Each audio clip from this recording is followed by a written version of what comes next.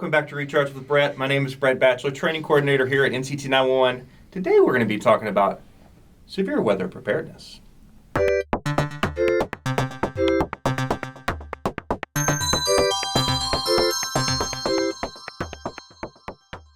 So today I've got a special guest with me, El Jefe Numero Unto, the Operations Manager, Jason Smith. Hi.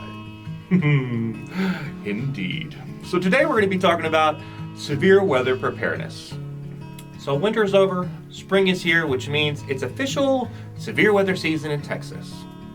As we all know, Texas weather is crazy. Spring can bring some of the best weather we have, but also some of the damaging and most deadly. So today we're going to be talking about severe weather preparedness and really be covering three topics: how to be informed, making a plan, and then building a kit. And we're going to start off with being informed. So being informed is just going to be maybe the most important step, is getting all the information, having that knowledge so you can build that plan. And to kick us off, Jason's going to talk about the difference between alerts, a watch versus a warning. Thank you, Bret. And as they say, April showers bring May flowers, and of course it brings its fair share of severe weather as well when it comes to springtime. When it comes to severe weather, the National Weather Service does have two methods, I should say, to keep the public informed of severe weather, watches and warnings. And people always get them confused. What's the difference between a watch and a warning? So to give you a little bit of understanding, a watch means that the environment or the conditions are just right for the potential of a severe weather, while a warning means it's happening right now. So to help give you an understanding, Bret has a little, a little good way or a fun way of explaining these to you. And so it's a struggle for me. I used to really get confused on the difference between the two. But to help us understand that, there was something that I learned. So let's all get in and take a minute and get in that taco headspace. So watch versus a warning. A watch. So you're at your home, you've got all the taco ingredients out on that counter. You got your tortillas, your veggies, your peppers, your carnitas, your barbacoa, everything you need to make your taco, however you make your taco.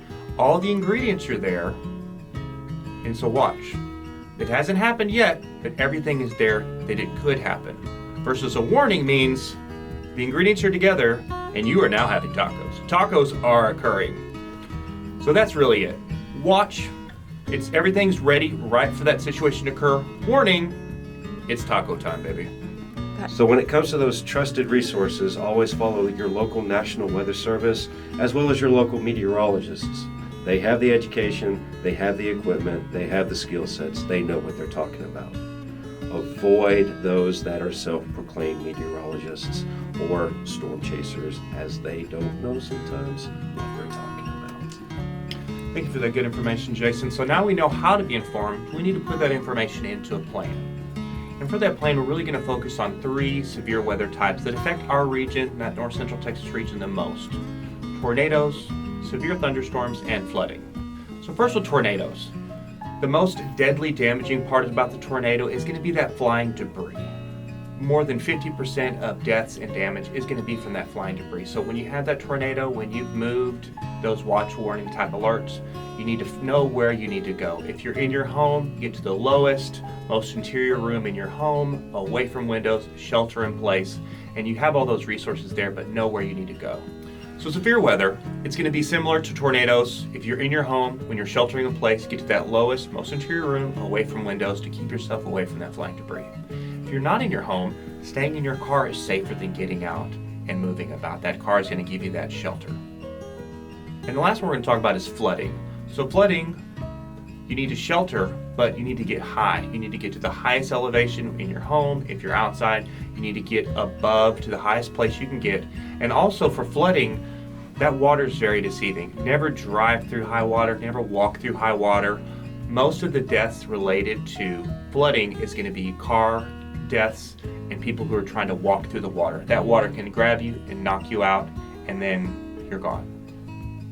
So now we know how to handle those three. When we're making our plan, there's some really great websites you can go that can help you make that list and create that plan. So knowwhattodo.com with the number 2, and also texasready.com are great resources, great trusted information.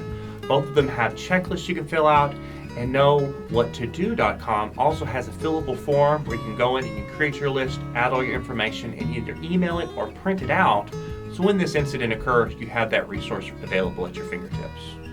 So now we know where to make those checklists and fill out those forms. What do we need to put on those checklists? So depending on the different scenarios for the weather situation we're in can be different, but the information on the checklist is going to be a lot of the same kind of information. So we need to get our family information, family names, date of birth, medical information, those medicines, school location, job locations, where your family's going to be, and the contact information if you're not at home.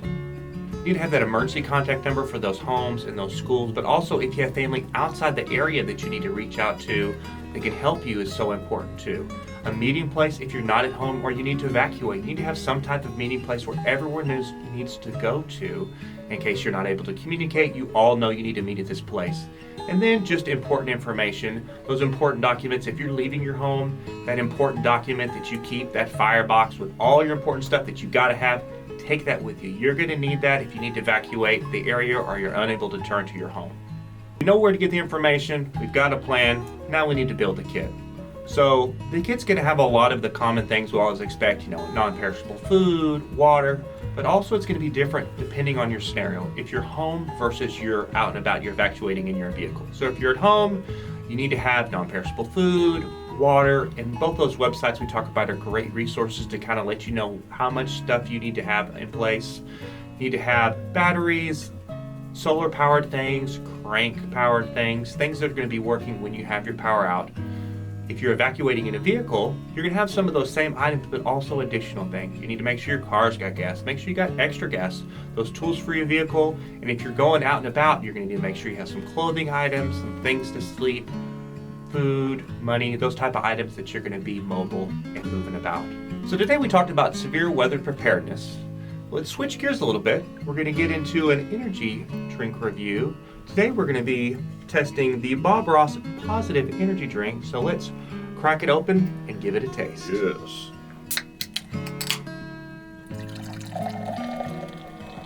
All right, so Jason, you're in for a treat today. We're going to try the Bob Ross Positive Energy Drink. So cheers, sir. Cheers. Good luck.